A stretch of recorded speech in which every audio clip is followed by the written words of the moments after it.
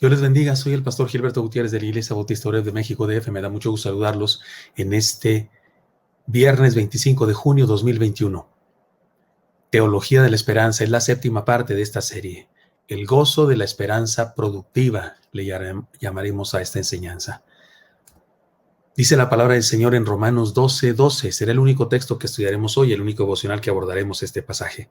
Gozosos en la esperanza, sufridos en la tribulación, constantes en la oración.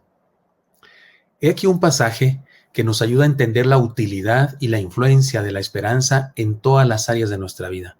Por eso le hemos llamado el gozo de la esperanza productiva.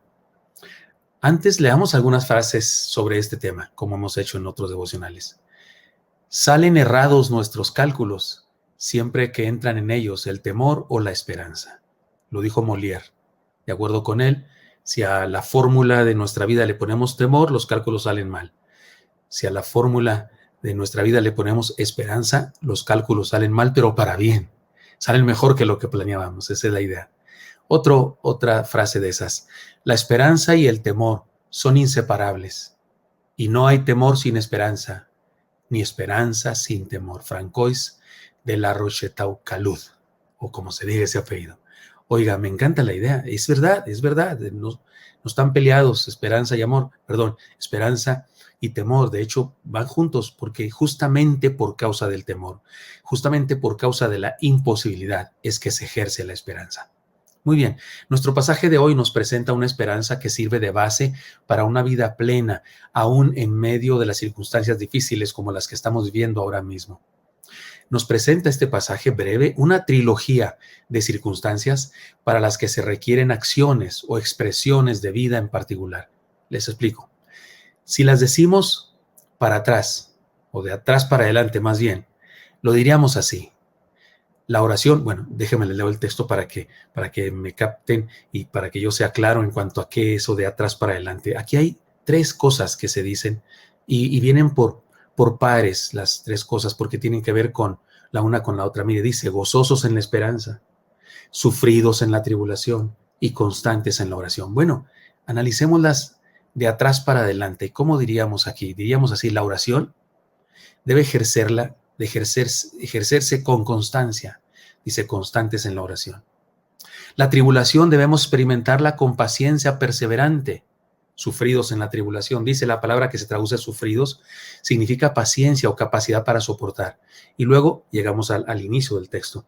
Y la esperanza debemos vivirla con gozo, gozosos en la esperanza. Sin embargo, si la decimos en el orden que aparece, y usted me dirá, ¿y por qué no la decimos desde el principio? Porque quiero guiarle a hacer una dinámica con estas tres virtudes y estas tres circunstancias. Si la decimos en el orden que aparecen, entonces encontramos la relación que existe entre las tres. El orden correcto sería así.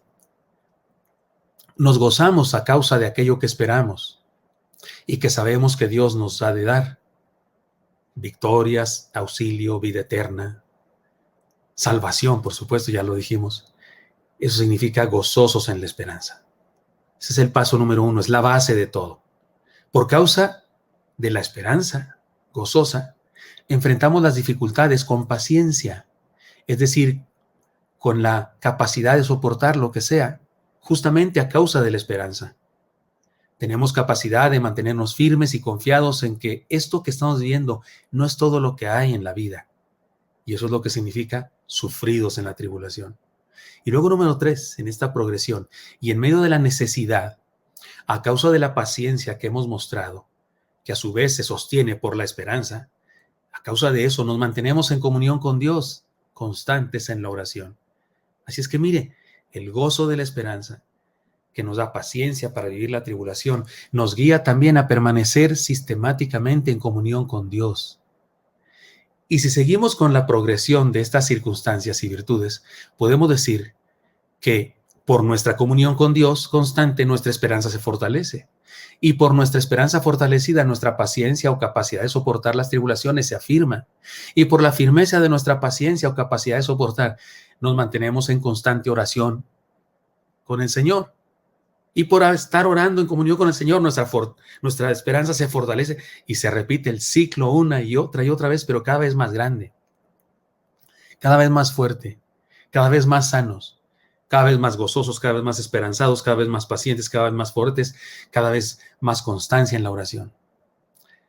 Pero tenemos que reconocer que existe un círculo de vicio, un círculo vicioso, cuya progresión sería lo contrario, lo opuesto. Hagamos la experiencia. Con amargura, en lugar de gozo, con amargura experimentamos desesperanza. A causa de la desesperanza, nos debilitamos y no soportamos las tribulaciones. Nos causan demasiado daño, nos hacen sentir en el infierno, en el hoyo. Y por la debilidad, falta de paciencia, falta de capacidad para soportar, incluso dejamos de orar. Nos alejamos de Dios, nos sentimos que no nos escucha, sentimos que no oye nuestras oraciones, que no lo merecemos y nos sentimos de lo peor. Y como dejamos de orar, nuestra desesperanza aumenta. Y sin esperanza nuestras fuerzas se debilitan. Y nos alejamos tanto de Dios que no disfrutamos de los encuentros cotidianos que en otro tiempo teníamos con Él. Y si le seguimos, la cosa nos lleva al hoyo de plano, ¿no? Porque este es el círculo vicioso. Sin embargo, esa no tiene que ser nuestra historia. No, Señor, esa no tiene que ser nuestra historia. No es obligatorio que sea esa nuestra historia. No estamos a merced de las circunstancias. Usted y yo no estamos a merced de las circunstancias.